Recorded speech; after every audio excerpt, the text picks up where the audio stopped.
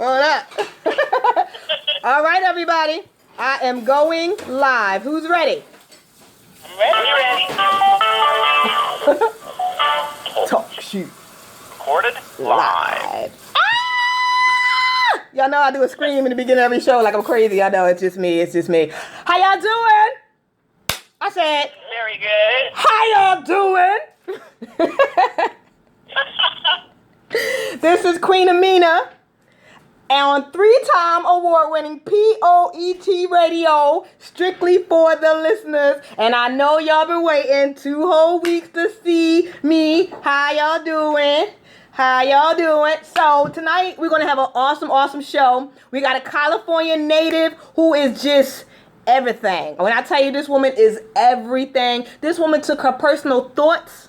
She took her personal inspirations. And do you know what she did? She opened her own business, okay?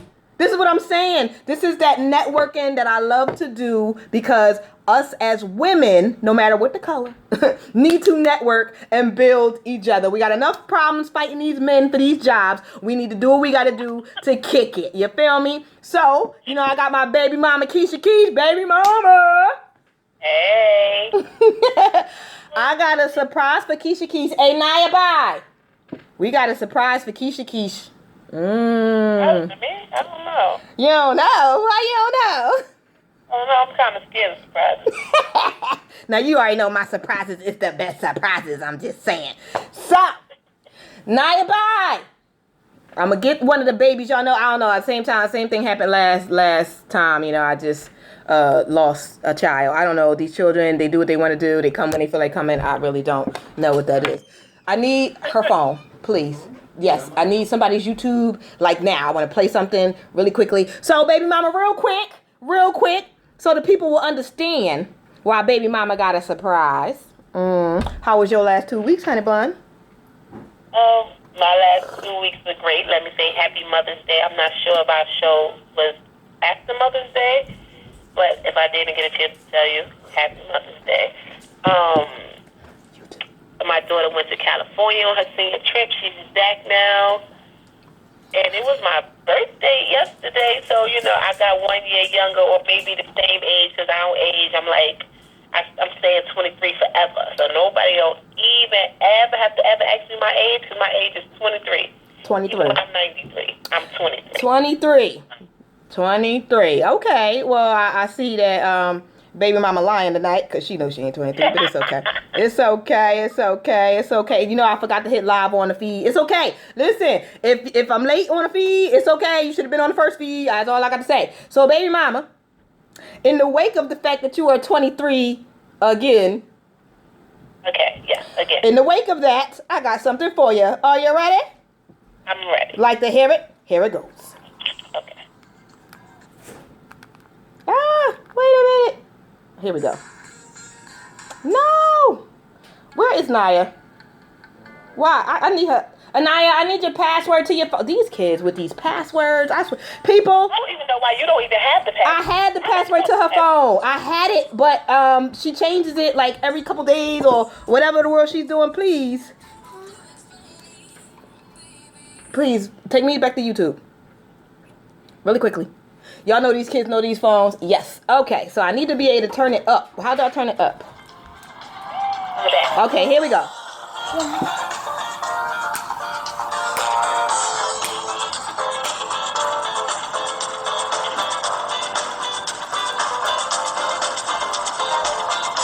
Don't sound like no song I listen to. This ain't It don't? for me. Don't worry, you'll hear it in a minute.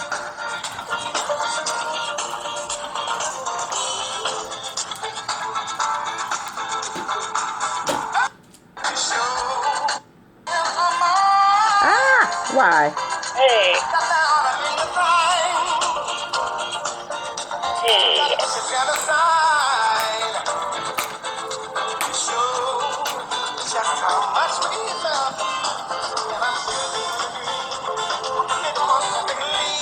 Listen over here. Y'all got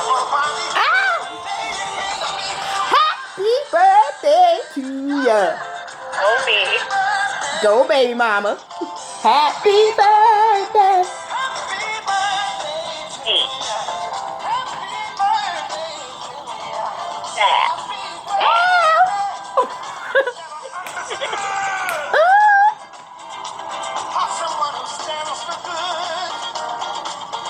Holla. Uh-oh.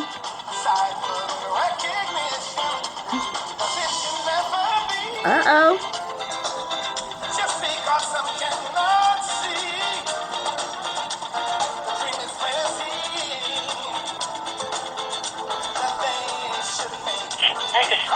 Yo, here. What's up? You know, happy birthday to ya. You know that's my favorite part of the song.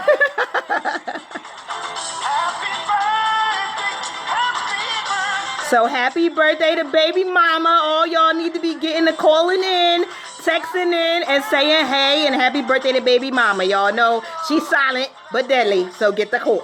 That's all I'm gonna say. All right, enough of Stevie. Bye, Stevie. We love you. Okay. Yes, Stevie. Thank you to Stevie. We love you, Stevie. And Queen Amina, I appreciate my birthday celebration. I'm out of breath. I was over here dancing. Y'all didn't even say bow. That's my twerking sound. Oh, was that your twerking sound? Wait a minute. So your twerk makes noise?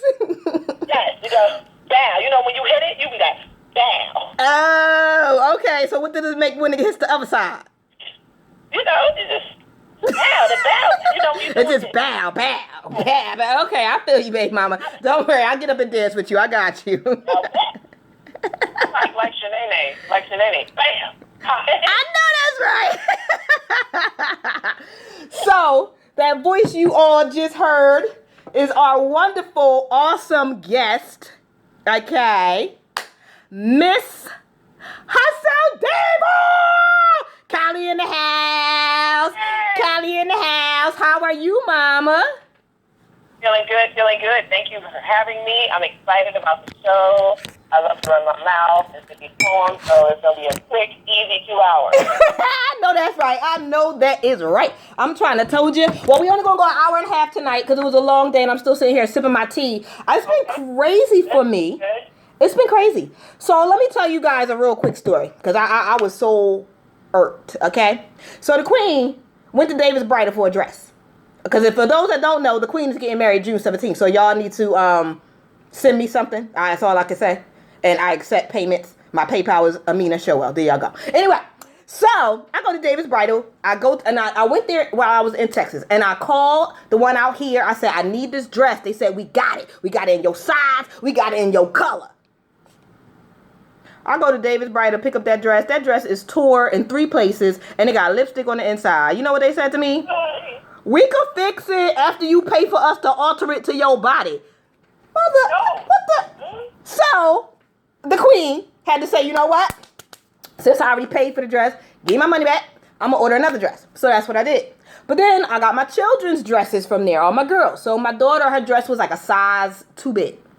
I left it with their, what is that person? The alterer, the tailor. I left it with their tailor, alterations. You know, I go pick up the dress. The dress is now 2 sizes too small. What's happening with Davis Bridal? Why do they suck?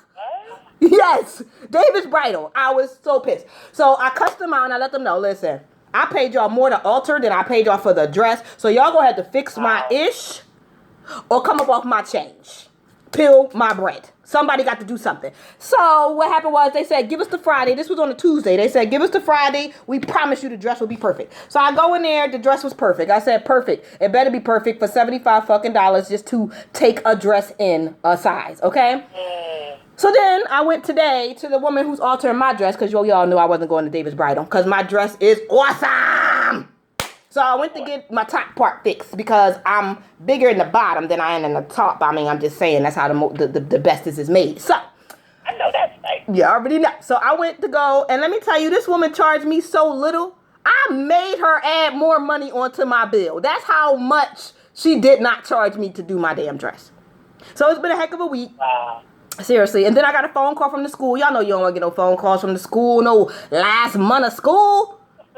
Kids in the school crawling around like it's just been 2 weeks. Then I came back from Texas with a toothache. And what happened was my tooth broke. So they had to kind of knock me out, even though they didn't. They didn't even numb me. They just put the numbing needles in there. Y'all know how them needles is longer than the epidural needle. Y'all know that joint is like this big. Okay, you can't even see it in all three of my screens. That's how big the needle is. They put that shit in my mouth. Okay.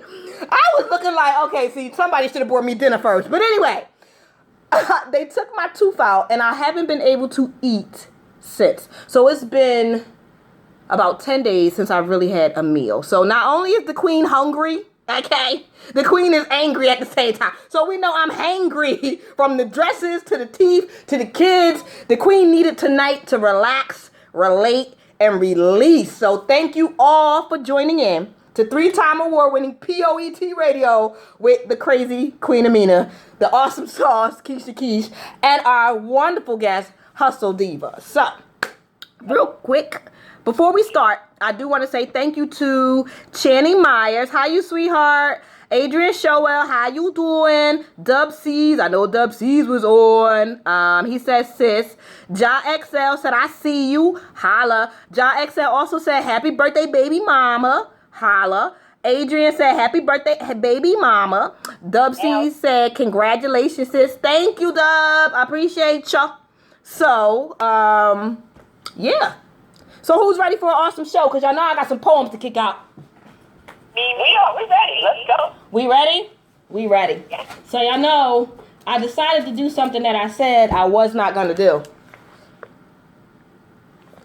I'm pulling out my very first poetry book that is not published. It's not published. I did this book myself.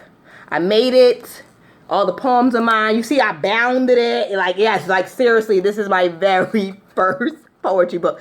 It's called Inner Soul. It will actually come out. I'm going to retype it up and I'm going to change a few things, but it will actually come out. I want to say in December. So y'all get ready for Inner Soul. I really need y'all to start buying the other two first and foremost because those are not going as wonderfully as I hope. So for all of y'all that don't know, the Queen does have her own publishing company, Show It Well Publications. Into the Mind of a Queen is my very first book that I did everything with, even the cover. And The Queen Has Spoken is my second one, which someone else did the cover, but guess what? It's still an awesome book. And y'all know The Queen Has Spoken kind of goes from my YouTube blog, The Queen Speaks. And thank you for everybody that's joined into The Queen Speaks tonight. I appreciate you guys. Everybody that subscribed to The Queen Speaks, I love you and I truly appreciate you. Let's see. My baby said to have a great show. I'm gonna have a great show, baby. I love you. Thank you. All right. So Hustle Diva, you gotta let us know where you from and how'd you get started. So I am from Northern Cali, the Bay Area, born and raised, and I've been writing since childhood. Mm-hmm. I did not actually take on writing as a career until I was 30. Oh, wow. So that was, that particular journey is now part of what I do in my writing and also my life consulting business. I struggled a lot with just my identity and like, you know, who I was, what I wanted to do. I wanted to be a nurse. I wanted to do all kinds of things. But I always was a performer. I always loved to write. And so at some point in my late 20s, I decided I was going to pursue acting. So I went to acting school for a while, and I went to a school in San Francisco, and that was a great experience, but I still wasn't touching on the true passion. Like I wasn't really hitting it just right. And so it was words, but it wasn't the written word. And so in 97 or 8, something like that, I was in junior college, and I was in a creative writing class. Mm-hmm. And let me tell you, it's funny because as a writer, that class was the hardest thing for me to do because, personally, I don't prefer to write on cue. Okay. I'm getting better at it. Okay. I want to embrace it more, so I'm not going to say I don't like it and I'm not going to do it because I've done it. And when I do it well. It's just that at that time, that was a weekly thing. Like you had to write on cue. You had to write a certain topic. every week and bring it in. And that was really hard for me, and I was frustrated with myself because I knew I could write.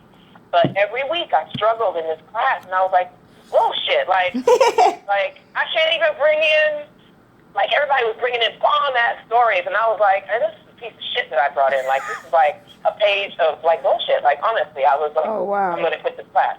Okay. And so then I was like, no, you can't quit this class. We don't do that around here. Nope, we don't You're quit. a writer, and you're going to stay in this class. Mm-hmm. So I wrote one story that I really liked. Out of all the stories, I hated them all, but I wrote this one story called A Valentine's Day to Remember.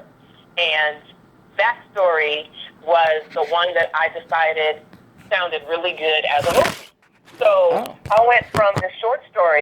You could go into any section and, pull off all the books you wanted to look at and, just sit there and read all this. So that's what I did. I went to the journalism section or the media section, and I pulled off all of the shooting scripts for movies that we've all seen, like The Green Mile and like popular movies. Okay. And I studied the format. I didn't even have a computer. This is like in the late 90s. I didn't even have a computer. I didn't have anything to type on.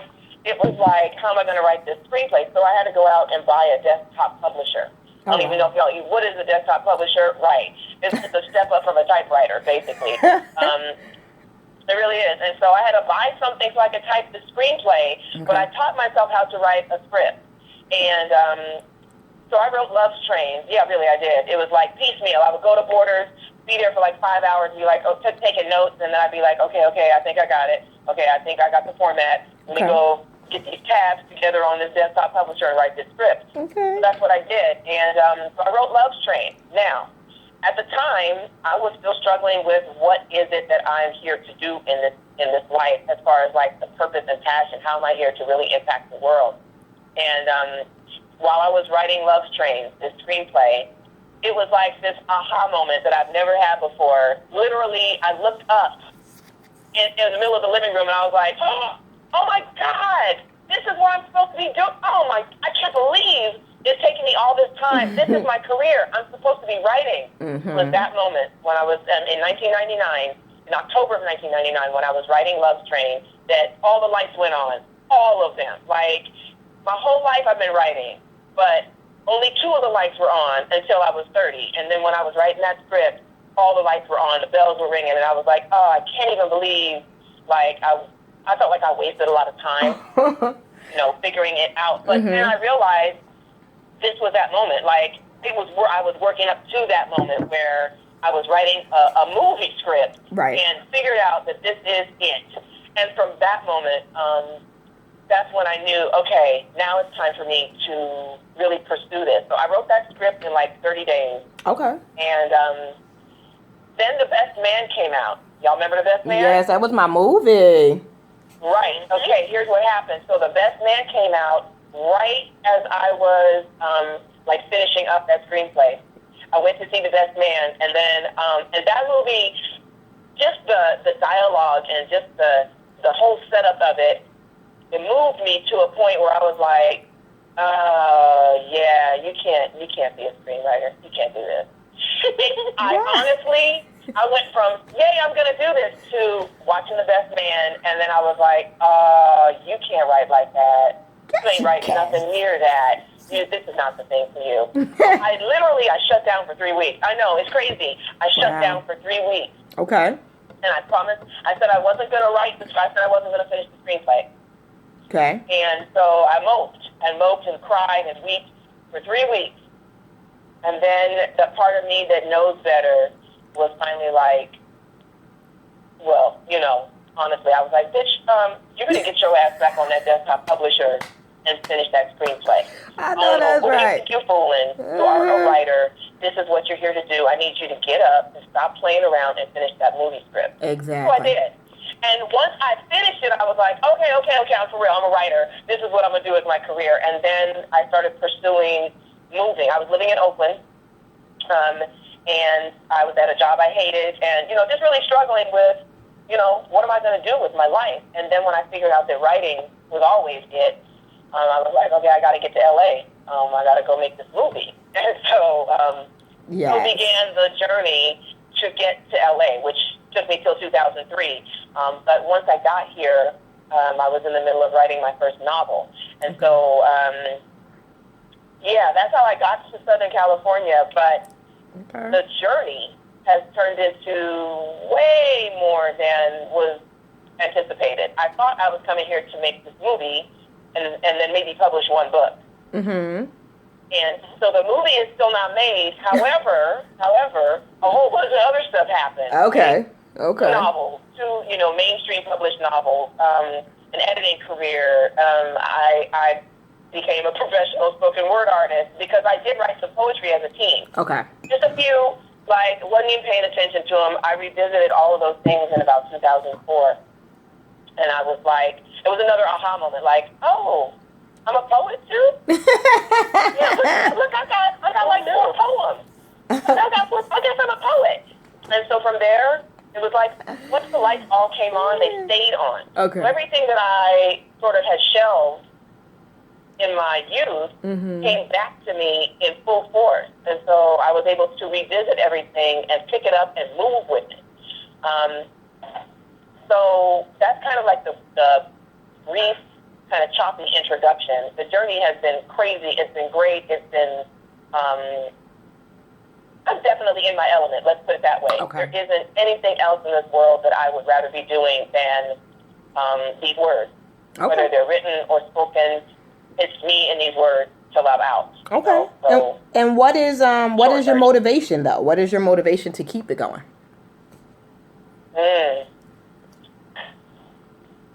The fact that when I write, I literally, spiritually, I move to the greatest place ever in my head, in my heart.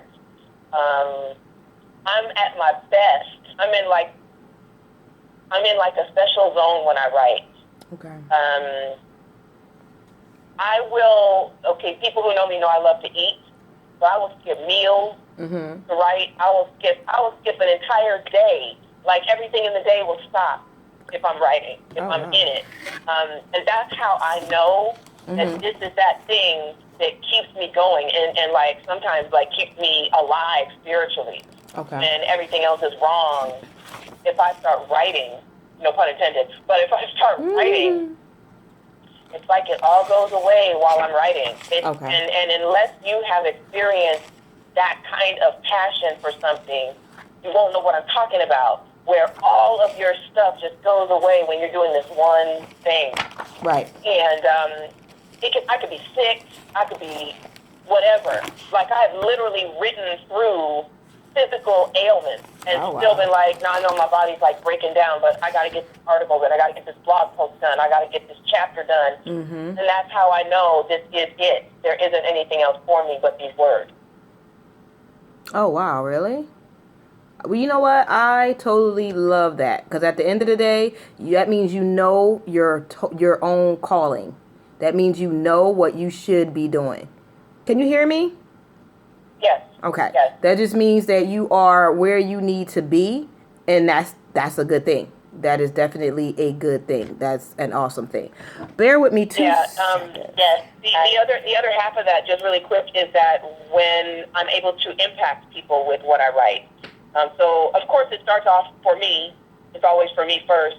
But then when I share it, when I give it, and I see how people are able to use it, that just magnifies the whole situation 1,000-fold. Okay. So you already know that you love the thing, but then when you share the thing and you see how people are able to utilize it, whatever it is, then you really know you're on to something huge, and you can't let it go.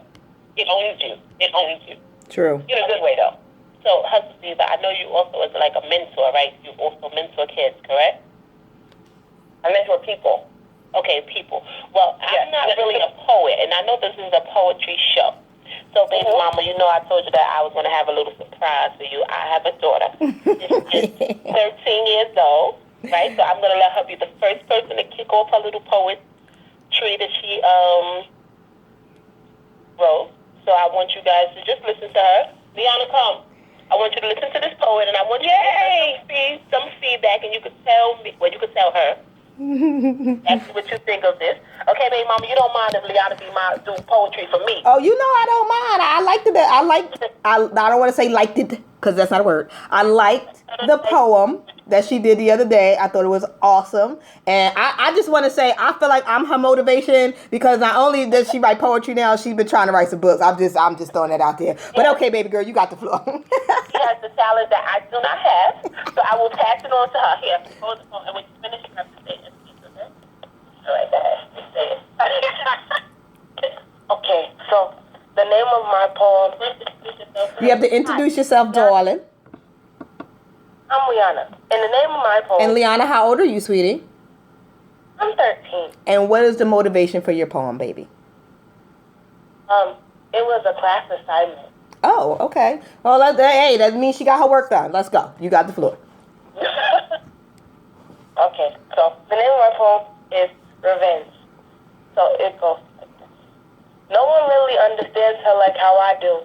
They all have these misconceptions that paint her as an evil human being who will get you if you cross her, or someone who enjoys quiet and seeing people meet their ends at the edge of her fingertips. Well, I see revenge in a different light. As someone who is prejudged by everyone she meets and never gets to express her feelings to anyone because she's already been written off as crazy. Wow. What? Finish. What? She's not finished. Go ahead, Liana. Go ahead. I'm sorry. I have to get her glasses so she can make this. Okay, I was going to say, wait a minute. It was longer than that the other day. Hold that. Don't be giving us half a poem, baby. Hey, she's not finished. I just had to get her glasses so she could see what she was reading. Okay, you know what? I should be like her and get my glasses too, but I'm not. Okay, go ahead. Someone whose feelings are invalid, and someone who can just be walked all over and just be expected to take it. So her only way to reach happiness is to retract her pain and to reflect it onto you. Because one day, she hopes that you will feel the same and maybe, just maybe, treat her better when you see her in the hallways. She just longs for the respect that everyone around her has, but instead she is met with her stuff being stolen. But instead she is met with insults that keep rolling. But instead she is met with a heart that is swollen. So she claps back with claims such as, I hope your bus crashes, or I hope your face gets smashed in, or I hope your house burns down with you and your family inside it. With all the inside, all she wants to do is cry, but she doesn't let it show. Oh, no way. She just walks around getting more miserable by the day. But trust and believe, she is not alone, because she just loosened all the bolts on your bike so that it breaks down on your way home. She just threw your favorite jacket out a window, and she did all the other horrible things she could do. Because if you ever make her feel some type of way, you will feel it too. Ooh. And Ooh. wow. Hello. Hi, Revenge. I don't want to mess with you. I know that's right. Listen, when she read it, I said, do you know somebody being bullied? Because I was scared. Like, okay, but I loved it. I loved her imagination. I love where it took her, because at the end of the day, a lot of people are judged. Like, even when I was in school, I was the one people kind of looked at like, okay, I don't really want to hang with her, but I want to know all her business. You know what I'm saying? You don't want to hang with me, but you want to know all my business. So it was interesting. So I was kind of the loner, and then I was a teen mom. So in high school, I was always by myself. And I did have those type of thoughts like, why are they looking at me? Dang, I should flatten their tires. Like, you know, so we all go through that. And to hear a child say it in the way she said it, it was just beautiful to me. It was beautiful. Yeah, that was the one thing that you said you're 13, right? Yeah. So your use of vocabulary is on another level for a 13-year-old. If you hadn't told me you were 13 and you read that poem, I would not think that you were anything less than maybe 16. True. Just so you know. True. You are really well on your way to having some ahead of your time type of poem. True. Yeah, that's a good thing. That's a good thing. I like how your brain put that together. I like how you formed. Well, you said something about. Let me go back to it. It was early on. You said something about people meeting their end at the tip of her fingers. Is that what you said? Her fingertips. Yeah. See, yeah. Yeah, you did something there. Yeah. Somebody put their hands on somebody. Sometimes it go down like that. But what I thought about when she read that was, I hope that people take the time to be more open with others. Take the time to say hello. Don't just sit there and stare, because then people wonder, like, what's wrong? Why are you looking at me? Something on my face, something on my hair, I don't look right. What's wrong? And then that's when issues start, and it's just like, right. So I hope that this poem will help people who don't realize that they are actually making people feel alienated in school, or making people feel alienated at work, that they take the time to be there for them. Even a quick hi, good morning, kind of makes somebody's day. Like, you don't know what anybody's going through in the world. So just a quick, even a head nod or the 2-finger salute makes somebody's day. And you just never know. I love that poem. Liana, you're awesome, baby. Yeah, Lily, that was great. Pat myself on the back. Me in New York City Public Charter School, helps her with her vocabulary. I work real hard to make sure that my daughter is very intelligent with the way she speaks. Let me pat myself on the back. I'm going to beat you. Criticism too. I'm going to beat you. You lucky it's your birthday. She knows that I definitely love the poem. Okay. Liana has been a very creative child since she was born, honestly. So the fact that she thought of that, and the minute said, well, are you bullying? Is somebody bothering you? And she's like, no. She says a true writer has the ability to tap into somebody else's emotions. This is what she let us say. Wait a minute. So, she knows that I do love her, and she did a great job, and she's on her way to high school, and she just left San Francisco. So you're in LA. She just is in San Francisco with her class, and now she has to go to bed. Thank you, Liana, for being Sweet dreams. Yes, thank you. You still did my poem. Brother Rob said, go ahead, baby mama. Happy birthday to you. That was cool. I know that's right. He wants to say something. Go ahead. Yes. Can I just say that part of the inspiration for this poem came when my friend ate my Sour Power straws that I paid for, and I was so mad because they stole it from me and ate it with no remorse. I love it. She said, you stole my Sour Patches, man. She was petty. That's how you know she was 13 again. See? Yes, the 13 came out. I honestly, like I said, when I first heard it, I honestly thought somebody that she knew or she was being bullied, one or the other, because of the way it spoke. I'm going to be very honest with you guys. I was the person to kind of beat up the bullies. I didn't like bullies. I couldn't stand them. And and I felt like the people that they bullied were already having a hard enough time surviving in school, having a hard enough time walking around alone, having a hard enough time being alone all the time. And on top of that, you picked on them. Yeah, so I beat up the bullies growing up. That's what I did. I felt like it helped make them better people. They knew what it felt like to be on the other end. So it kind of touched me really deep when she read that. I really felt like somebody was being bullied or somebody was expressing how they survived being bullied. So, but I really thought that was very, very entertaining, and I loved it to death. It was. If we can stay on this subject for a minute, I have a poem that it's my anti-bully poem. Yay! That just happens to fit in with like kind of what we're talking about. I mean, this conversation can go 1,000 different ways. So like we may go from here to love poems, but just talking about bullies and taking better care of people and taking care of ourselves. True. If I may, I would like to go ahead and spit this short piece. You got it. You got it. You got the flow. And like somebody, tapping into somebody else's story. So this poem is called Salad and Water.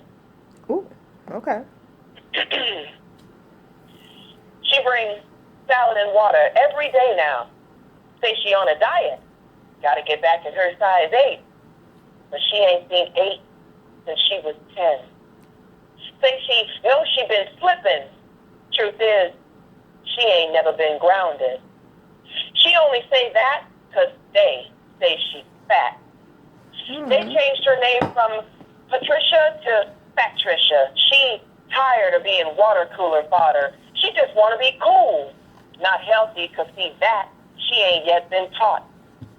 Want to keep them from talking, for she snacks on Fatricia. Do damage to Fatricia. Split the wrists of Fatricia. She hates Fatricia. So she front with this nasty-ass lunch. She ain't never ate this many salads in her life. Only salad she knows is potato. Hell, she don't even know what kind of lettuce this is. She don't read the ingredients. Just grab the damn thing, the water, pay, and go. Today's package says Caesar, but only Caesars she eats is little, usually a large. Wondered, and she wondered, why they call this thing Caesar anyway? Well, maybe later she Googles, but right now, she got to eat this thing, lick her lips at this thing like it's the smothered fried pork chop, mac and cheese, hot water cornbread waiting at the house, because these bitches is talking. Gotta guzzle this water, pretend it's grape, black cherry, or strawberry Kool-Aid. She like options. Always say she walked the block when she done, but what she really do is stand on the corner and sob, wishing she can shed 5 pounds for every tear shed, fall so hard she choked on the nameless roughage stuck in her throat. Dread going back there, but got no choice. Too bad she can't leave Patricia on the street. Maybe tomorrow she fake sick, stay home, eat and drink what she really wants. Be sure to Google Caesar salad while she spends the day with Patricia. That's that piece. Oh. I know that's right. I feel like going to beat up who was bothering Patricia. Like you was bothering that people. Hey, don't do that. You know, the thing about that poem is that a lot of people, you know, sometimes some people think I'm trying to be funny, and I'm not. You know,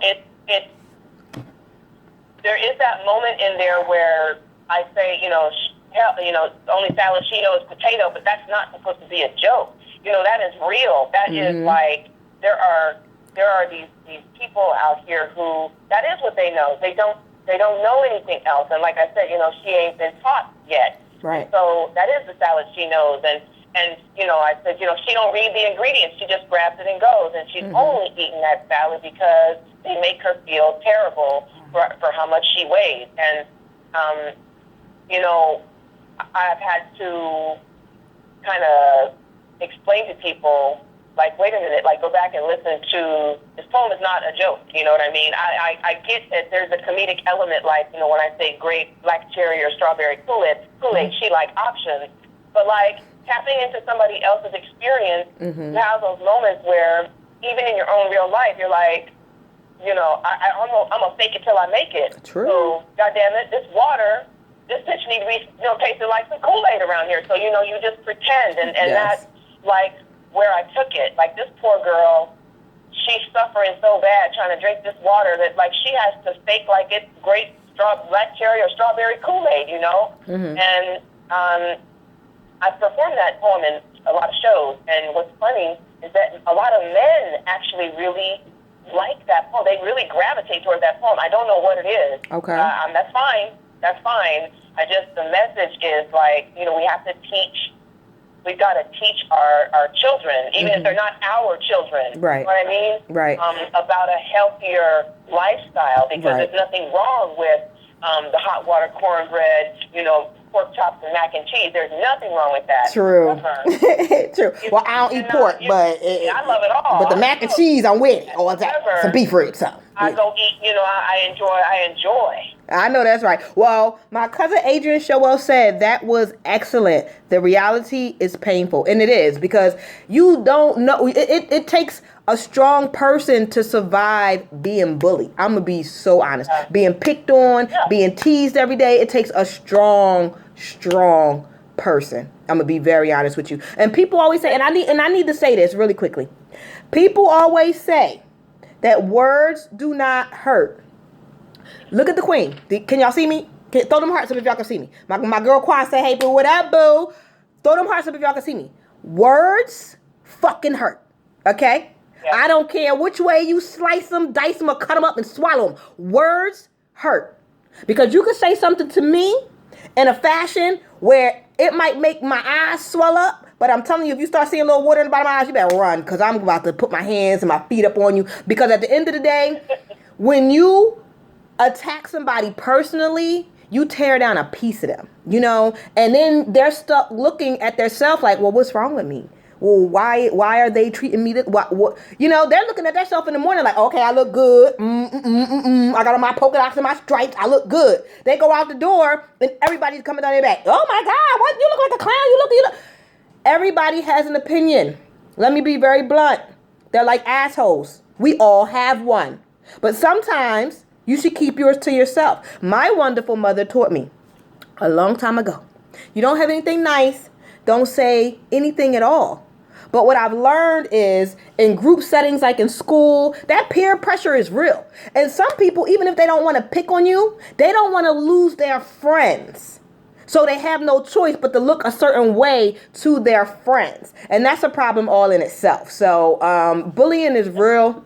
It's really real, and we really need to kind of touch on it. I'm glad they got the bullying hotline. I'm going to post it for y'all before the end of the day. But yeah, these poems are very, very powerful, and they're so real, and they're so life that I actually have one for you guys too. Hey, wait, let me just make a comment. I'm sorry, real fast. Go ahead, baby mama, you got it. I just want to say that bullying too is also a mental state. That bullying is what people is reflecting onto you, how you really feel about yourself. So sometimes, you know, like I try to teach my kids, like, you know, if you stand in how you feel, can't nobody make fun of that. Like, if you feel like you're already dark, nobody can come and call you black, because you already know that, and that can't be insulting to you. If you know you like to eat and you're overweight, nobody can come and call you fat, because you already look in the mirror and you already know who you are as a person. So if you have high enough confidence and self-esteem in yourself, it wouldn't matter what somebody else say about you. So that's how I try to teach my kids to deal with the bullying, because it is so real and it is so hurtful to kids nowadays, to where we called it playing the dozens because everybody got bullied. These kids are actually taking their lives with those same things. Exactly. I just feel like that sometimes parents don't give the kids the tools that they need, like the self-esteem. So, but wait a minute. I'm over here sipping my tea. I'm sipping my tea, so you know I got something to say. I'm sipping my tea. Aunt Wanda! Aunt Wanda just joined. I'm sorry, but I'm sipping my tea because I got something to say to that. Okay, good. I'm sexy chocolate all day, every day. I love me. I am my biggest supporter. I am my biggest stalker. I walk past my shadow. I got to look at my own ass. Okay, that's how much I love me.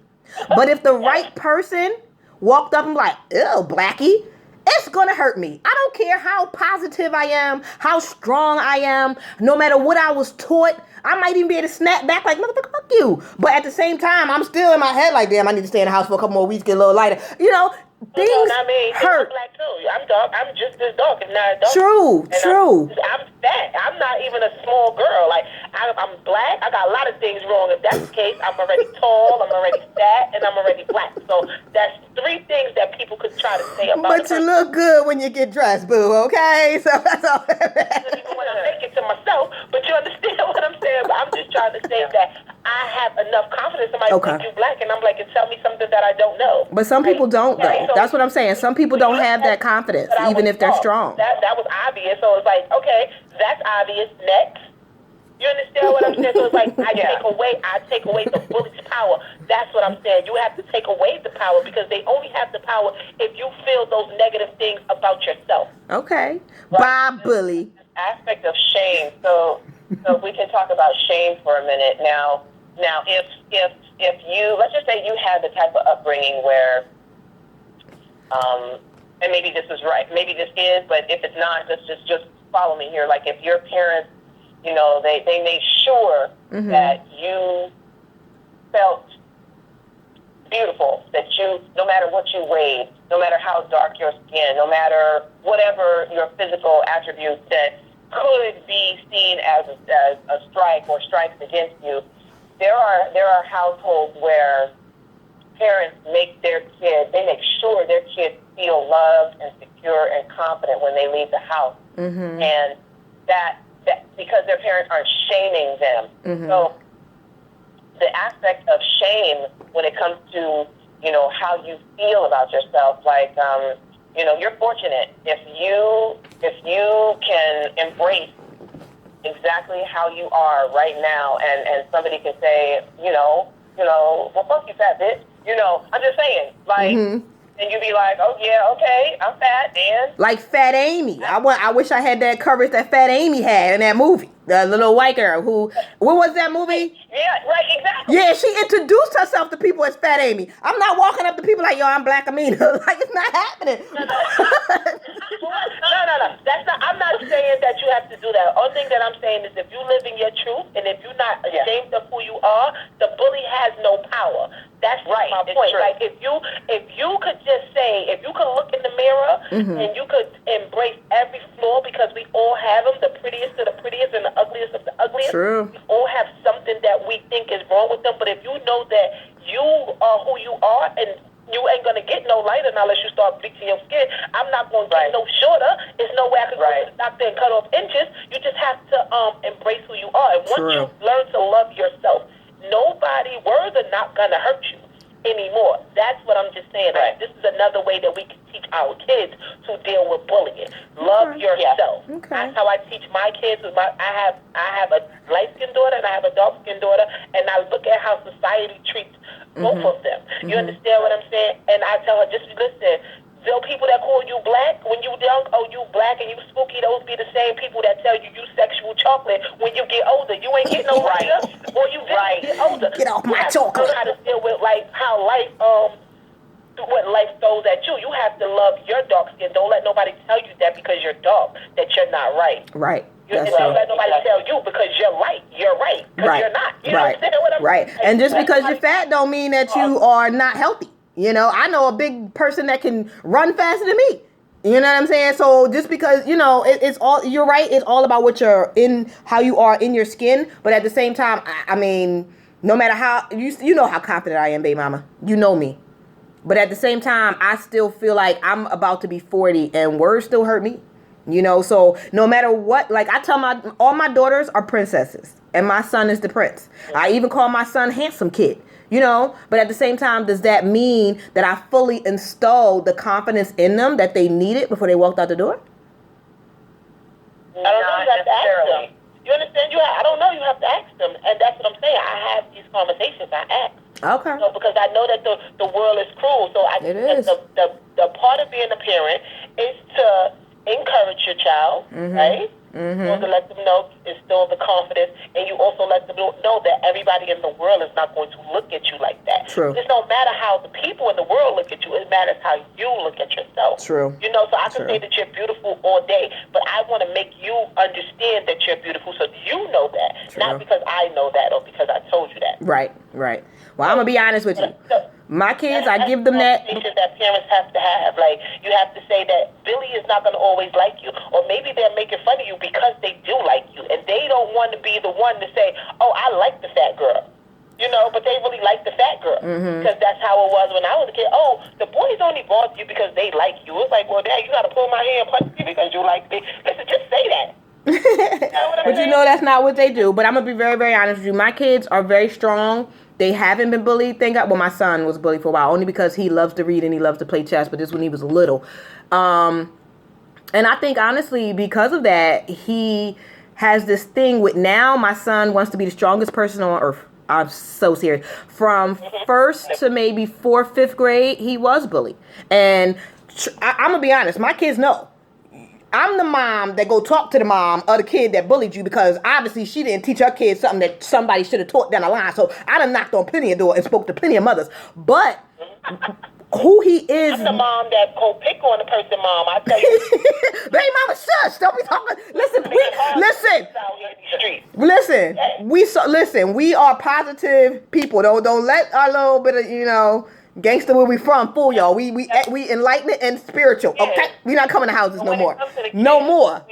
I mean, even though like I don't have kids, but seriously, when it comes to the kids, you almost like transform on the spot. You can't. You do. You can just stand by. If you can just stand by and watch children be abused and be like, oh well, I don't know what to tell you. Like, I can't. Wrong. Even if you don't have to have kids to be able to say like, hey, let me step in and try to help and see what I can do. And I think that is just a natural. Well, I hope it's a natural reaction for people to want to help change how the youth see themselves. You know what I mean? Exactly. And I wanted to go back to what Keisha was saying about talking to your kids. Like, there is, I don't believe there's a whole lot of checking in with the kids these days. It's not.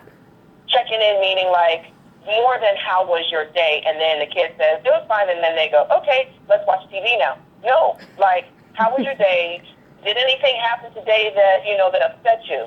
But, like digging a little bit deeper, because shit is realer than it was 20 years ago. It really is. It is. Because of the internet, because we have all of these ways to contact and connect with each other that we didn't have before. I'm almost 48, so I come from there's a phone in the house, there's payphones on the street, and if you meeting somebody, you got to call them up and you tell each other where you gonna meet and what time, and then you just trust each other to get there on time. But these days you have all these other ways to contact and mess with people. So there's the cyberbullying, there's extras going on right now. True. And these kids are under way more stress than we were. I don't know how they do it. I don't either. Getting texts, talking about, we're going to kill you. What kind of, we didn't have that. We didn't. You fought at school, and then when you went home, it was done. But now it follows you wherever you go. It does. This is why I'm saying, like, the checking in with the kids. How was your day? Let's get a little deeper. Did anything happen, that upset you? Really? What happened? Oh, really? What did they say? Really? How did you feel when they said that? Right. These are the conversations that I don't believe are happening a lot at home, because there's that disconnect. There's the denial, like, my kid's fine. He said he's fine. Everything's fine. She said her homework's done. The homework's done. But then when she comes home with F, well, you said you did your homework, and, why didn't your teacher, help you get an A? No, it starts at home. True. Checking in. And so I think that the point that you made was good, as far as, like, you as a parent, it is your job to start the process of building their self-esteem. However, unfortunately, it sometimes it doesn't always stick because of the impact from outside. It is today. It's rough. It's rough out there for these kids. It is. And unfortunately, it can start off good at home and then go sideways once they get outside them walls. And it's like, how can we help that? How can we fix that? You can only be beat down outside your home so much how can you keep your self-esteem when your mother and father tell you they love you and you're great and you're this and you're that, and then you get outside the walls and 15 kids are picking on you because you have a big nose? You know what I mean? No, you're right. You wear glasses. I don't know. Whatever they decide they don't like about you or they're jealous of, and that's how they are showing, how they feel. How can we help protect these kids? You know what? These extras. I feel like we need to put our heads together and come up with something. I mean, they do have the bullying hotline, but that doesn't really do the trick, but we do need to come up with something. I think, honestly, the after school programs need to come back, sewing class, home ec, things that kept people actually busy mentally, and kept their hands doing something besides this, But that brings me to the poem that I want to do, called The Life We Live. So if you ladies want to say one more comment before I do the poem, because we definitely got to get to the lines. We've been talking for an hour. You know what, ladies? We are We didn't even get to the callers, and they are raising hands, so we got to definitely get to the line. Okay. So I do want to say real quick. Get that piece. Okay, my cousin Tone is on. Tone was good. Like I said, my Aunt Wanda. Titan's on. Titan, I'm going to get to the lines in 2 seconds. Cassandra's on. And Cuts by Pick, he in VA. Y'all better check him out. He's on. What's good, Cuts? And thank you all for joining into 3-time award-winning POET Radio. For those who is your first time joining in, I am Queen Amina. On the lines, I have my co-host, always my baby mama, Keisha Keish. And as our special guest, we got Hustle Diva by the way of California. Yeah. So I'm excited. So, I'm going to do this poem for y'all real quick called The Life We Live, because when I first started writing poems, I entitled them. At some point along the way, I stopped. But I did start writing poems at like 13, it's just something. So, all of these poems in this book right here are very old, but they're still go with the times. Yeah. I'm retro. There we go. Okay. I'm always sitting around thinking why life wants to hold me down. I mean, am I for amusement? Am I a fucking clown? I'm thinking this isn't all life should be. Wondering, is there a better life for me? I'm trying to move on. I don't want to be at the bottom. I definitely want to make it to the top. But I don't know if it's in God's plan for me to be there with fame nonstop. Is that for me, though? A great life to lead? But how would I get there? To beg? To plead? I swear, you guys, I need some help. But where would it come from? A loving man, an adoring fan. Swear sometimes I sit in the corner with my bread and I rock, wishing I was dead. Why was I put on this place called Earth? Why would my mother and father give me birth? I swear people, they in this world just to hold me down. And I don't understand why. It takes more muscles to frown than to smile. And I am one of God's child. I swear this world is a curse. I want to soar on high like a single wonderful verse. What's the problem? I keep asking God, why? Am I really meant to be strong? Or am I meant to kneel down and cry? But no matter what, I will never give up on myself. Because I'm not poor, but God damn it, I got dreams of wealth. Even if no one believes in me, I'm going to make it to the top. And I'm going to be there with fame nonstop. Even if I never get that helping hand. Even if I never find that loving man or adoring fan. You will see me. Just wait and see. You will see it in lights. The queen is coming to be. And that's that piece. That is that piece. And there it goes. I wrote this piece when I was about 16 because I was going through so much and I just felt like there was a fire in me and it would start sparking and then it would dwindle a little bit. And then it would spark some more and it would dwindle a little bit. And I sat down one day and I'm like, boom, my thoughts. And I just felt like for me, there's more to the world than just the corner bodega, the 9 to 5 in the office, coming home, cooking dinner, sleeping. I felt like it should be more to Amina than that. And once I added the queen to Amina, Amina took off. We gonna keep it pushing. Yeah. We gonna go everywhere we need to go. We gonna let our voices flow. I'm building other people's voices up. I'm here to network and just pass out positivity, point blank, period. So thank everybody that helps me on this journey. Honestly. And thank you for spearheading this journey, in your own right. Amen. Amen. Well, let's get to the lines real quick because we only got another 30 minutes. I swear I don't know where the time be going. And it looks like my bro Titan is on the lines, raising his hand, so we're going to get to him first. Titan! What's up, baby? What's up, fam? What's up, sis? What's up, baby mama? Happy Blessings Day to you. I'm going to start off by saying that. Yep.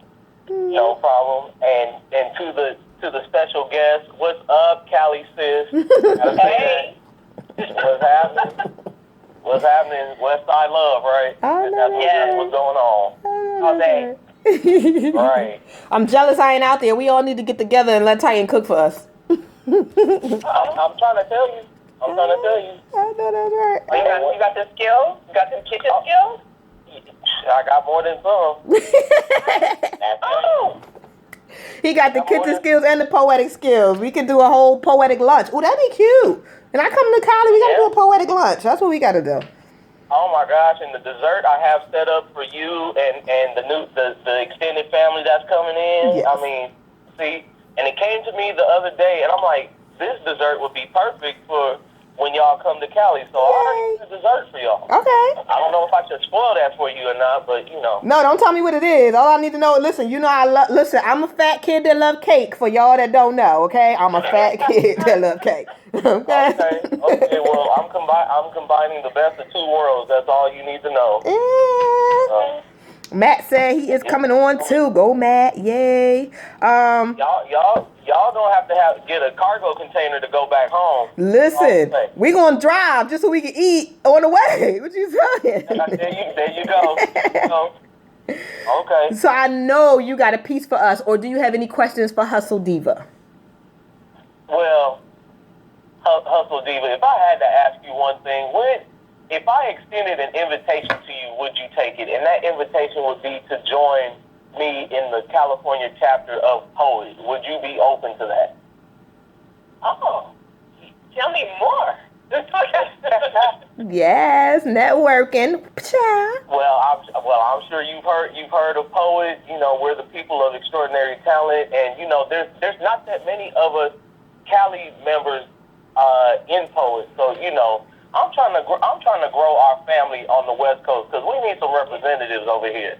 Okay. You know, but I will definitely talk with you outside of the show. You know, and we can talk more about that.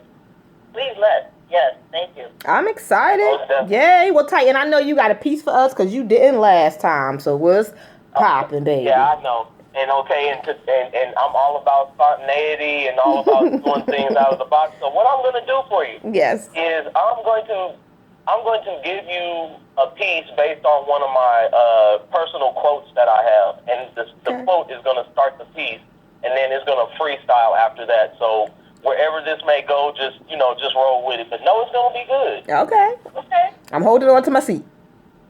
All right. Bitterness consumes my heart, but the dream of hope continues. I hope that the ones who wish me harm receive the biggest event life has in store. Only then will they have stepped out of their selfishness and stepped into the challenge of conquering a difficult reality. And you see, we're so wrapped up in reality that they put it on TV. And because they put it on TV, it's all glamorous until the camera's cut off and the TV fades to black. And then we see just how unreal things can get. Yeah, you have a viewer of millions, you have followers, but who's really paying attention to you outside that camera? And when that camera goes off and everybody parts ways, nobody's giving a damn about your dumb ass because your reality just ain't my reality. And see, my reality is filled with headaches and trauma, not money and drama. Although money is a drama in itself, I digress. But as for you, yeah, you smile in front of cameras left and right, and that's all well and good, but I know that smile is fake because they paid you to do so. So as you go on to do whatever it is you set out to do because you didn't love yourself enough to love yourself, I'm going to sit back and enjoy this popcorn as I continue to not watch your show.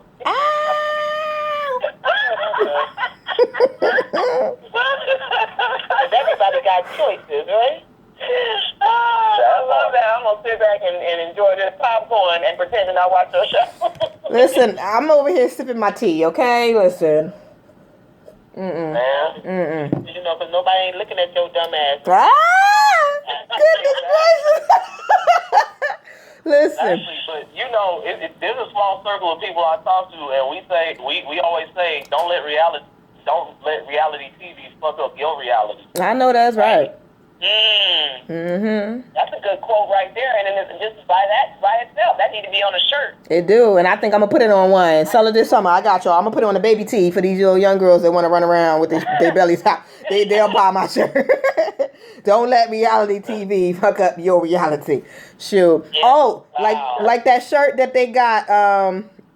That says what does it say? And there's so many shots fired. I swear. Oh, it says, "Don't let your president get your ass whooped." I think I'm gonna be. All of that. I'm gonna be selling those in bulk, just so you know, because I know you can't have one on by yourself. You gotta have your squad with that shirt on, So I'm gonna be selling those in bulk by the summertime, just so y'all know. So. Yes, indeed. And before you put me back on hold, I just want to make this announcement real quick. Yes. I know I've been talking about my upcoming book that I'm publishing through Show It Well Publishing, The Diary of a Madman's Sanity. Mm-hmm. So I had to sit back and take a look at things, and it's a work in progress. Mm-hmm. I just, like I said earlier to someone, I said, I gotta run my own race and run it at my own pace. So You do. I gotta be patient with how things come. And so for now, I'm still working on that one, but I have another book that was supposed to be the second one that I've actually bumped up to the first position. Okay. And it's going to be a coffee table book called What I Mean to Say. Okay. And basically, what that entails is it's going to be anywhere from 50 to 100 memes, and then it's going to be my personal reflection on those memes. But it'll touch on a lot of things. Okay. So just that'll be coming. I want to say that'll be released hopefully by August. So after I get done with the Dub Seas Awards and everything else, you'll see my name in print. And so please be on the lookout for that. You'll see it under this logo right here, Show It Well Publications. And we're not just for Titan. We are here for all of you. So hit me up.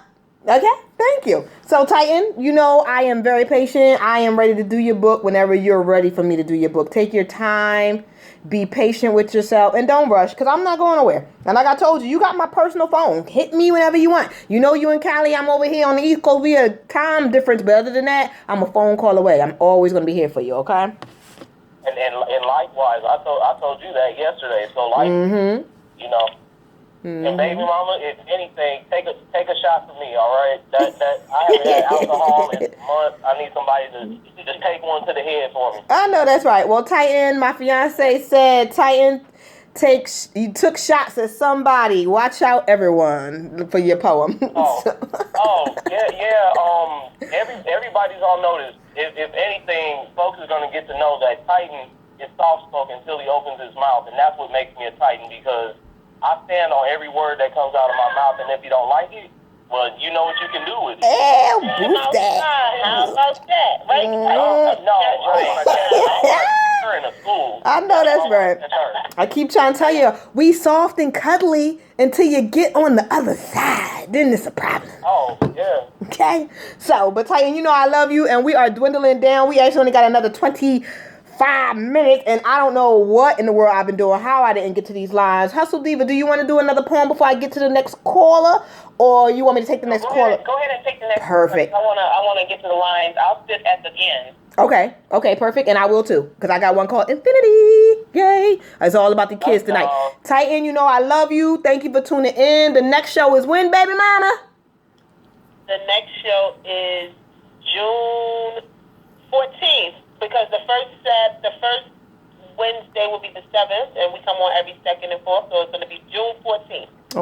Okay. And don't forget, we got a week that we are not going to be on in June, because I'm going to be on my honeymoon. I'm just saying. So, y'all better pencil that in, that 4th Wednesday. I might come on for like 30 minutes and just say, hey, let you guys know what I'm doing. Say hey to baby mama, because I know I ain't going to talk to her from that point to that point either. So, I might give y'all 30 minutes of some time, but I don't even know. I'm not even going to lie to y'all. Honeymoon. Anyway. So, Titan, I love you. I love you. I'm going to put you back on the lines and get to... We got a Kansas caller. I swear this got to be who I think it is. Kansas City! You are on with Strictly for the Listeners on 3-time award-winning POET Radio. This is Queen Amina, On the lines, we got baby mama Keisha Keach and Hustle Diva. Who we got? You spitting or supporting? Well, first of all, dear lovely souls, it's an absolute honor to be back on this show with especially that extraordinary team. What's up, y'all? What's up, Matt Spiza? How are you doing today? Oh, I just got off work for the health department. Oh, wow. And I leave for my 3-day stint in Nashville where I'm doing a whole bunch of events Oh, yay. tomorrow. Okay. Well, you gotta let us know how to see your events live and see what you're doing. And Matt, you're doing big things. When you taking me on tour, Matt? What's going on? I mean, I'm on tour right now. I just did 3 days up in Chicago. We did 4 events in that time. Mm-hmm. We'll be spending 3 days out in Nashville doing an event every day. Okay. We got the Dubsties Awards and, Poetry Unity Convention. And like the 6 events we're doing in 4 days up in Chicago. And then I'm going down to OKC for a little bit. And I'm doing a whole bunch of Kansas stuff. Wow. I mean, I'm on tour right now. Matt, you Brother Rob said you the Grand Wizard. And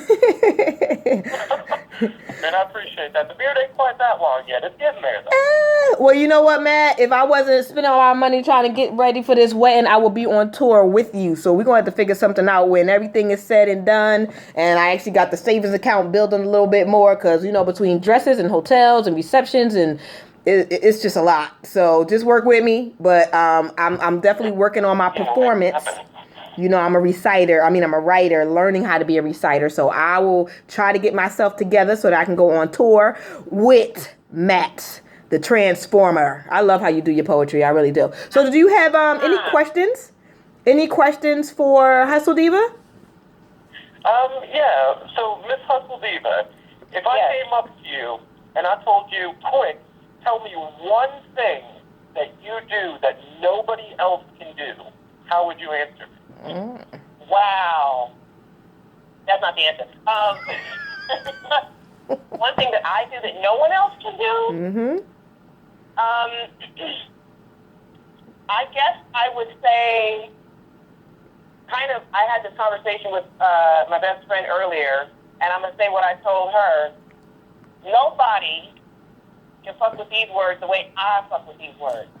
I know that. And now, the reason I said that is because there are people that could probably do what I do, but they can never do it like me. So that's going to be that answer. I like You can't fuck with these words like I fuck with these words. I know that's right, Hustle D, because I listen. I love it. Wait, what did you say? What are you doing on Monday? Fucking with these words? No, I don't. Yeah, that's what I'm trying to get you to do. I don't know if you know. What would you like me to be doing on Monday? Well, between 8 to 10 p.m. Central Standard Time, I am the very gracious lead host on our Voices Behind the Pen Monday show, and we could use a special guest host if you're down. Oh, Go, Matt. Let's get it then. Let's get it. I know that's right. Let's get it. Let's go. Do you have me on whatever your primary social media is? I don't, but I will after we done with this show. I will send you a link to him. He is awesome, and I'm gonna send you the link to that CD he dropped, because that CD is hot, and Matt, I need that CD. Look at CD is coming out very soon. I had a slight delay on the book. Shout out to Spartan Press that they're still putting it out. Okay. Given that it's called Dual Psychosis, I want to release it in both medias when it comes out. Okay. So the CD and book are coming out very soon. Matt, I need you to know that you just hurt my feelings all up on... Y'all see my face? Y'all see that tear that just fell? Because Matt already knew that I had a publishing company, and I did his book and gave him all types of discounts and deals. But it's okay, because I still love Matt Spiza. It's all right. I'm sorry, Spartan Press be doing it for the nothing. Oh, shoot. Oh, no, we don't turn down the nothing and the free. So you got that. You good. We good. No, he got the card back. He got it. It's okay. Yep. Fine for my next book, but you can't beat free. You cannot. We ain't even going to try to beat free either. We sure ain't. We ain't going to try to beat free. I'm sorry. I'm a mother of 4 trying to have more. So you know good and well.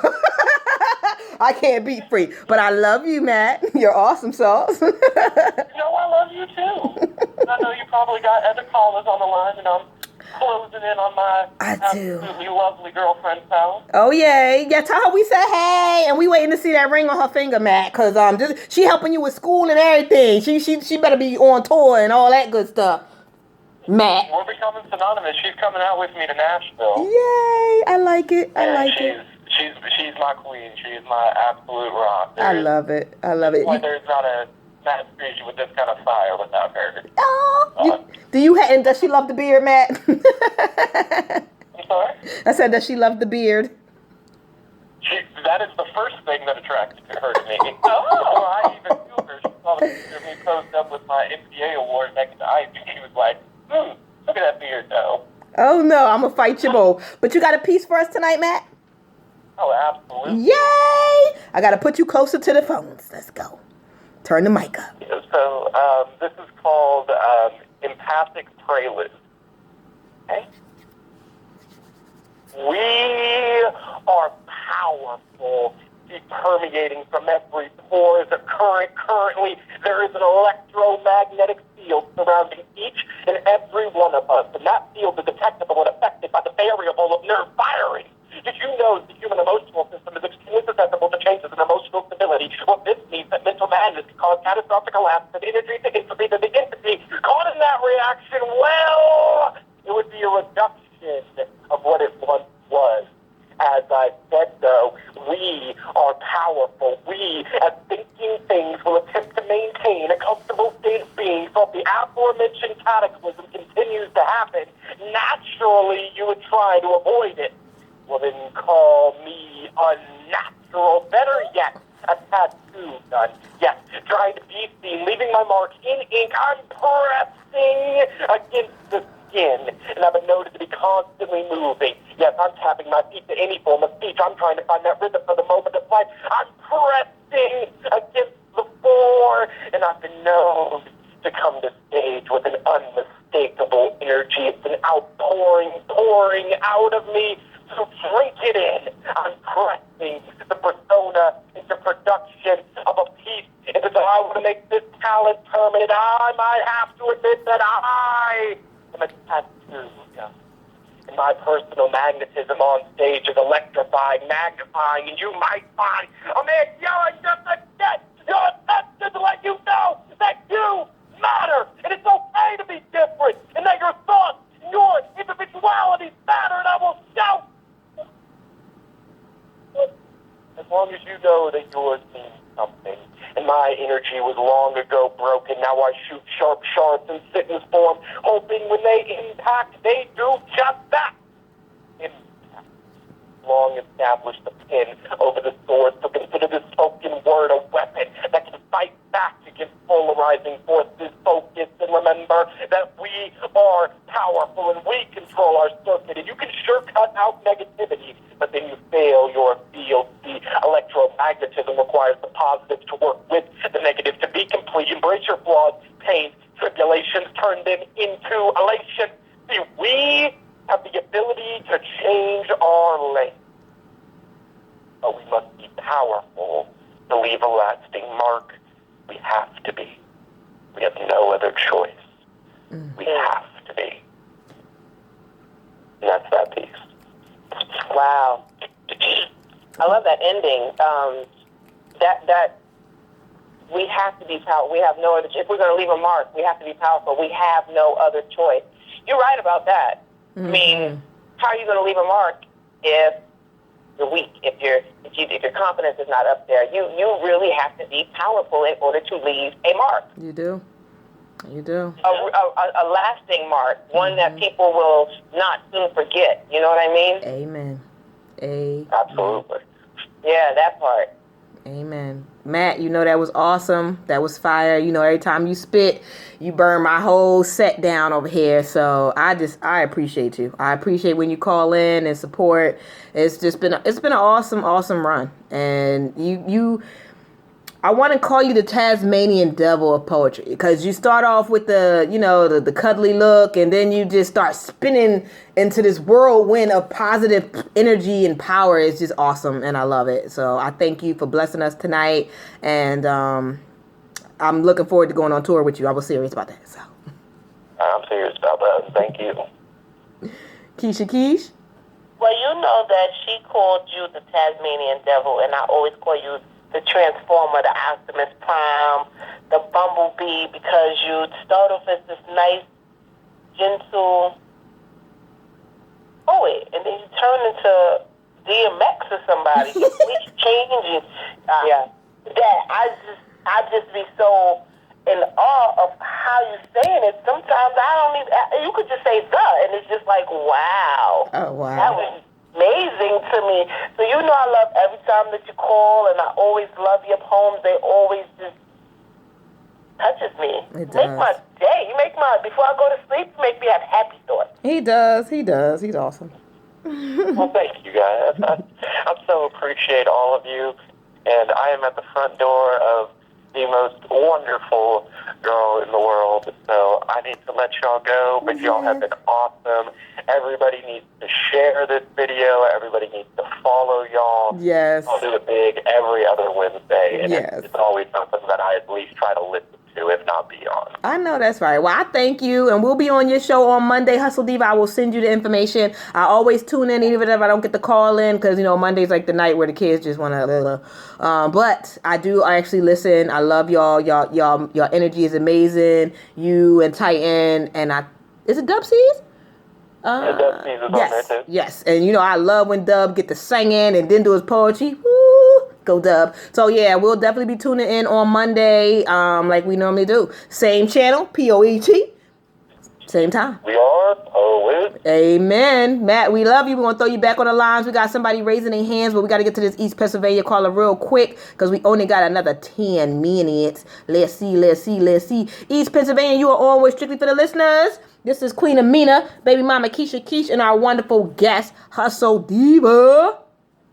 You spitting or supporting?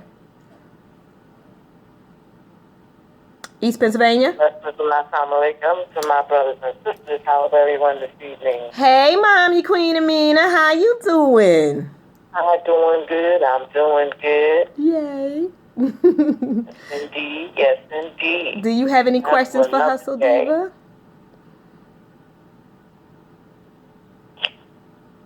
Mommy Queen Amina? What'd you say? You have any questions for Hustle Diva tonight? Nope, I don't have a question, but I do have a comment. I just want to say, as the scripture does, blessed is the man or woman who knows their purpose in life and are found fulfilling it. Yes. I think it was very, very powerful that you are both blessed, and all of the other artists who come on, that you're blessed that you have unearthed the gifts and talents that God has deposited within you, and that you are working them and enforcing them and bringing them forth and sharing them with others. It is such a blessing to hear your power emanate in the spirit that exudes from one who is in touch with the unique set of characteristics and attributes that God has blessed you with. So I applaud you all and thank God for you all paying attention. Yes. Amen. That was beautiful. Thank you. Oh, you're certainly welcome. I thank you all. It's a beautiful show. Thank you for always being that wonderful support. Titan said, hey, Queen Mom. Hey, everyone. Hey, Titan. Titan's a chef, Mom. He going to have to chef it up for us, get us fatter. You know how that go. So, Brother Rob said, peace, Mother Queen. So, you did a poem for us a long while ago, Mama Queen Amina. Do you have another poem for us? Will you ever have another poem for us? One tonight. I probably will, because I have my notes for my writings as well. Mm-hmm. I am trying to stay in my quiet place so that I too can hear my message as to where my focus should be. Okay. And I too am trying to unearth all of the different attributes that I have within myself. So I just have a lot going on. So Yeah, you do. you have to be, stay prayerful Mm-hmm. and tap into that power that comes through the prayer and then being quiet and listening for your answers and responses. Yeah. True. Yes, you will be hearing my poem or my spoken word. Yay, yay. And you know we love you so very, very much. And I thank you for helping me be the queen that I am today. I really do. You're awesome. Praise God. Amen, And the amen. glory and the praise. So we are going to say, we love you to Mommy Queen Amina. And we're going to put her back on the line. Because we got a couple more callers that are raising their hand. And we actually only down to like 6 minutes. So Mommy Queen Amina, I love you so very much. See you next week for Nazir's graduation. For those who don't know, my son is graduating high school. 2 down. 2 down. All right. Love y'all too. All right. Love you. Let's see. night. We have a Southeast Pennsylvania caller that has been raising their hand. I'm so sorry. Southeast Pennsylvania. You're on with Strictly for the Listeners. This is Queen Amina, baby mama Keisha, and our special guest, Hustle Diva. How you spitting or supporting? Yeah, I'll do a little both real quick. What's going on, Queen Amina? K-State. Baby mama, Hustle Diva, shout out to Hey. ET and all that. How was your last show? How are you? I'm good. I mean, last show it was a banger like crazy. I mean, my host, Mr. Boston, always doing his thing. I know that's right. And this new show that I got going on, well, new day and new people, but the same old name, artists lined up. We got one of y'all people in the building representing POET by the name of Analog Soul. Oh my God, really? Oh, she is awesome. I listen. Everybody knows how much I love Analog Soul, and I'm gonna call her by her name. Miss Kylie, I love you so much. I need you to know that. I need you to inbox me your address so I can send you my books, okay? Bye. All right, so that was my little commercial for her. So what is she gonna do? Is she gonna host the show, or what's going on? Oh, no, she's being featured this Saturday at 9 p.m. to 11 p.m. Eastern, 8 p.m. Central, talkshoe.com. The code is 128814. Don't tune in to DSR Internet Radio. I sure will. King Spade. Well, we got a special guest, Hustle Diva. You have any questions for her, or do you have a piece that you might be spitting tonight? I do have a piece, a real quick question. Hustle Diva, how many times have you been featured on the radio? More than 10 over the years. Yeah, quite a few. All right, well, that's what's up. I need you to just connect with me on Facebook at King Spade, so I can get to know you and hear more about what you do. Kane Spade has an awesome show. I'm going to inbox you his information too. Listen, I'm going to inbox you everybody's information, okay? Because please, just hit me, everybody. Yes, because we all network. We all family. So we definitely going to network and build each other. And Kane Spade and DSR, totally fucking awesome. They taking over. All right. Hey, thank you for that. I do got a quick piece, and then I'm going to get off here. I know you got another call. All right. Title of the piece is called Writing. Is it called an art? I keep writing, but no one can hear my words. You may read my books, do you realize the meaning? I'm pouring my thoughts and soul on a page while visualizing the empty stage. Will I debut in this visual imagery or pass the mic a pen? Seeing countless empty canvases as lives are taken before their time. Murder will always be labeled a crime. One of the many reasons the ink will never evaporate but absorbed and spill filling blank space. Laugh for a minute. Feeling like I'm writing like I might catch a court case. Writing scriptures that broaden your mind, make you want to take a trip through outer space. Life is a race, giving a writer a rush to create. I want to write this piece, this script, lyric, rhyme, flow called a rap or a freestyle. Do me a favor and just let your mind go. Got me yelling, fuck you to all those obstacles. My hand spasms, going through withdrawals, urging to write with a pencil or pen, urging to unlock that beast within. Everybody got a story, no, it's not all pretend. The struggle is real. Most can't defend, letting the evil end. Instead of taking a life your mind's eye says to pick up a pen. Even though you may or may not know, every time you write, you create, you materialize, you manifest, bringing out whatever it is from within, showing the world when you write, you invent. Become the inventor with your pen, and that's always on DSR all damn day. NP. Yeah, become the inventor with your pen. I love it. Mm-hmm. Titan said, King Spade all damn day. I know that's right. Oh. Hey, thanks for having me. Keep doing your thing over here. Respect Queen Amina. Definitely. I'm going to inbox you. I'm going to inbox Hustle Diva all your information because I would love to hear her on your show. Yes, indeed. Let's see. We got to get back to the lines. I'm sorry because we don't ran down. I swear we ran down. We got another Southeast Pennsylvania caller. Southeast Pennsylvania on with Strictly for the Listeners on 3-time award-winning POET Radio. Are you spitting or supporting? Southeast Pennsylvania. Going once. Anyway. Going twice.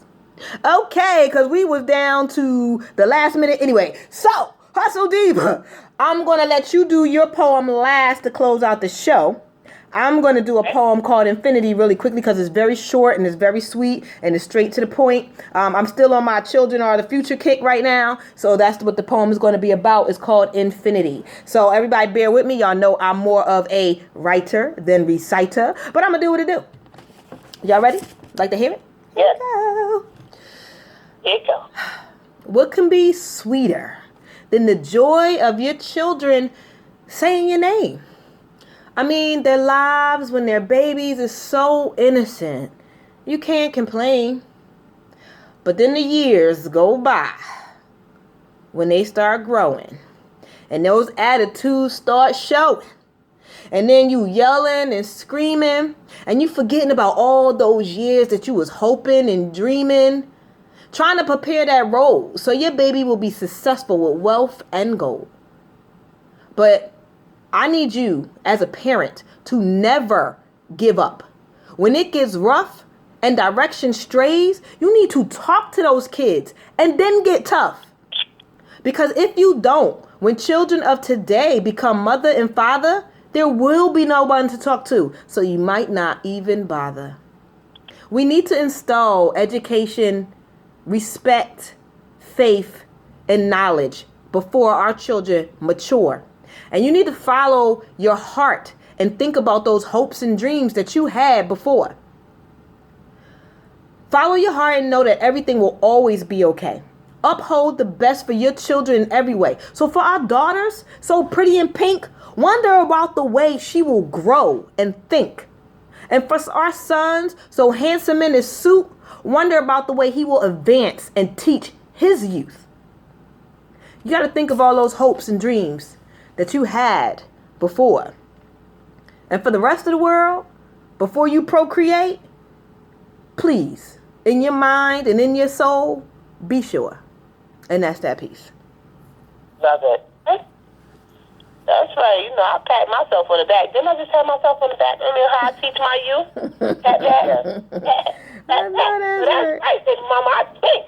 Yes. My impacted you all the time. And, you know, it was real short to the piece. Real short and to the point. Yeah. And I love the piece. Yay. Hustle Diva?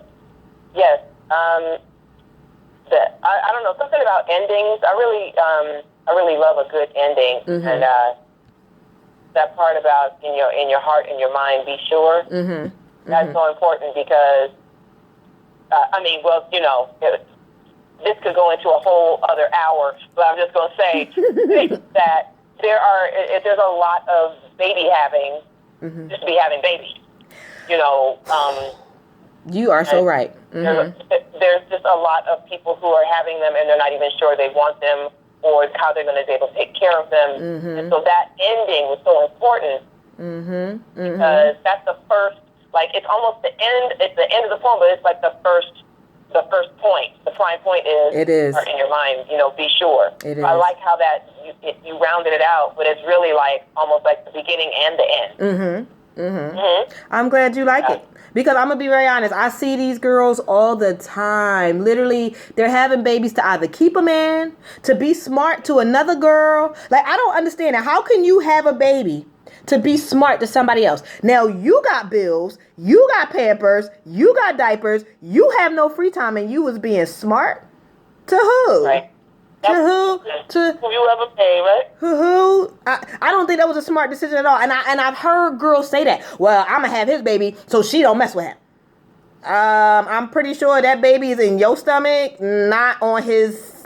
Yeah, what she needs. So it just. Right. So that is one of the reasons why I thought about it. And then plus, we do have those parents that had the kids and they don't teach them anything. They don't raise them. They just they always alone. The kids raise the kids, and that's why my baby mama calls me smother mother, because I refuse. My kids might be little maid services, get me a cup of juice, take my shoes off, something like that. I don't know, but they will not raise each other in my house. That's not what we do. That's not what we do. And I know a lot of people who did raise their brothers and sisters, and that in my head was, wow.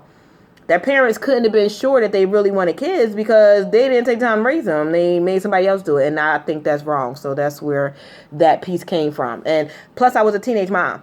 And I wasn't sure in my heart. I wasn't sure in my head. But goddamn it, by the time she turned 2 weeks old, my breastfeeding 17-year-old ass was back up in school and graduated on time because she triggered something in me that said, how you going to teach this girl how to be a queen when you done dropped out of school, you smoking and joking? And you know what I did? I went back to school quickly. Yeah. I ran with my breast pump. Like, listen, got to feed the baby and got to learn the books, okay? So, if I can do it, we all can do it, okay? And that's just what it is. So, that's what inspired that piece. I'm glad you guys liked it. But I do really quickly want to say, tune in to the next 2 weeks, the second week of June. And remember, I posted the question, do you want to see the wedding or the reception? You only get one, okay? June 17th. A lot of people said the reception. I don't know why y'all think people going to be drunk and acting a fool. I'm not even getting... yeah, we going to toast it out, but it ain't going to be nobody drunk. And plus, I'm having a small wedding. It's So, y'all can watch us get our little jiggy on and, eat real good. But, that's up to y'all, Don't be asking me, send y'all pictures from the wedding if y'all want to see the reception. I'm being real honest with that, okay? One or the other. So, Hustle Diva, I want to say thank you. You have been a blessing. You are awesome sauce. And I love the fact that you turned your thoughts and your words into a career. I really, really do. Yeah. So, you have the floor. Please close us out because we are almost 10 minutes over. Okay, so before you go, I said, say thank you for being a hustler and being ambidextrous, like you do so many different things in so many different ways and being inspiration for women, like how we always start off in the show. So I just wanted to say that now you are free to do your piece and see everybody on June 14th at 9 o'clock. Yes. All right. I want to say one quick thing. When Matt asked me, what was the one thing that no one can do like I do, when I step up with these words, the reason I said that is because I just had this conversation with my best friend right before the show, and I was talking about how I go across a lot of layers of the literary industry. So I write novels, poetry, self-help, screenplays. I also edit. I also do literary consulting. Okay. I also do public speaking. I'm also a ghostwriter. I also do copywriting. So that's why I said that. Yay. I work with these words on a multitude of levels, whereas some people might do it on 2 or 3. I can do it on 10. And Amen. all of them I can do really well. And that I can say with confidence. So I just wanted to clarify the reason I said that, because I didn't really get a chance to give that explanation. But it's the layers that I have within the literary industry. That's the reason I said that can't nobody fuck with these words the way I fuck with these words. Okay. I'm going to catch up to you, though, but all right. I'm sorry, what were you going to say? I said, I'm going to catch up to you. I like a challenge. I'm going to catch up. Okay. We Please do. I'm gonna try to play. I'm gonna fiddle with the words. I might not be able to fuck with them like you can, but I'm gonna fiddle with them a little bit. I got you, okay? You're gonna fiddle. Okay, you gonna fondle? You gonna fondle Yeah, these I'm gonna words? fondle these words. I got it. Okay. So I'm gonna close you guys out with one of my favorites right now. This is Shed. Shed, like excess mental weight, the pounds of their cruelty, the way they glare, and you silently agree. Criticism from people not wearing your skin, but calling foul for the way you look in it, carry it, behave in it. Shed like dank cloves, the rubble from your storms of persecution, sidestep the ominous pond of disapproval cuddled at your feet. Like burdensome debt, shed your subscriptions to fear, loathing, discontent of your life, your body, perceived lack of, shoulda already, shouldn't have done, wanna but can't. Shed the you adopted and grew, fed lies to, based on their view, their spew. The you scorn because you think what they shout is gospel, and now what you are is pawn, lurching to their slanderous cadence, not champion of your magnitude. Peep how your arms split erratically, legs jerk, how you speak and kick yourself to shame with their commentary. Parrot the script they write for you to their delight. This isn't really the role you intend to keep playing in your movie, is it? You're the star, so get busy rewriting. Start a tough phrase diet, double portions daily for your emaciated self-reverence. Gorge on them. Get fat on a superior assessment of yourself. Feast unapologetically on mouthfuls of your own delicious story of a you look at proudly, smile at, celebrate and respect. Can't get enough of flaws and all and say, damn, it's great to be me. Then toss up the middle finger deuces and shed all the whole and partial fucks you used to give about the people whose only desire was to make sure you never gave a single fuck about yourself. NP. She set it on fire before she left. God damn. I love it. I love it. I love it. I love it. I do. I do. Hustle Diva, you're awesome sauce. Let me just say that Thanks. again. And so are you. Yes, ma'am. Titan said, love you, Hustle Diva. I mean, not Titan. Brother Rob said, love you, Hustle Diva. I know that's right. And Titan said, Hustle Diva with the explanation point. She said, and then he also said, Kylie representative. So I do again want to say, Hustle Diva, tell everybody where to find you so that we can all promote you. I'm going to share you in my feed as much as I possibly can on my personal Poetess, Poetess, Queen Amina page. Okay, I'm going to be closing my personal page soon. I'm only going to be on my Queen Amina page. So if you don't like the page, you won't know nothing about me. And if you're not subscribed to my YouTube, The Queen Speaks, you really won't know nothing about me because I'm going to do more on The Queen Speaks than I will on my Facebook. That's just the road I'm going down right now. So, all right. I want to thank you so much. Again, tell us all how to find you, and we're going to close it out from there. Okay, so it's real simple. I have 3 websites, but the hub is HustleDivaSpeaks.com. HustleDivaSpeaks.com. That is where you can find all the information about everything I do. And then you can purchase books and look at the services I offer and just, tool around and watch the videos and listen to some more poems and get your fill. HustleDivaSpeaks.com. Amen. Now, y'all got 2 of them.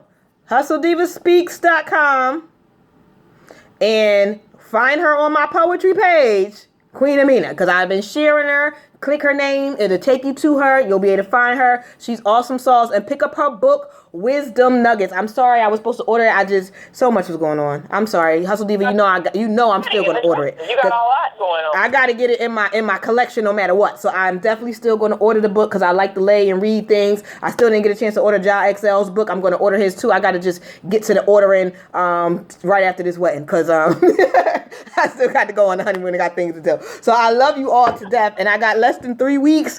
So count down. Don't forget, inbox me, reception or wedding. Because if I don't get enough inboxes, I won't be going live on neither. So, until June, what, baby mama? What days, 3 days before the wedding? June 14th? June 14th. June 14th. Second Wednesday. We're on every second Wednesday and every fourth Wednesday. Check us out. Tune in. Pass us on. Share us around. And if nobody has told you, I love you. I love you to death. Okay? And so does baby mama. Deuces. Good night. Thank you, guys. Call